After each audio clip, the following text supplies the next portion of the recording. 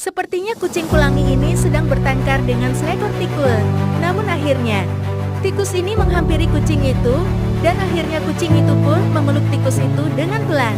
Kucing pelangi itu pun meminta maaf kepada tikus kecil itu dengan mengangkat tangannya, dan tikus kecil itu pun melompat ke arah kucing pelangi itu.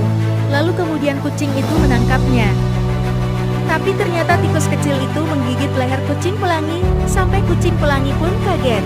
Kucing pelangi itu pun marah, lalu kucing pelangi pun pergi meninggalkan tikus kecil itu.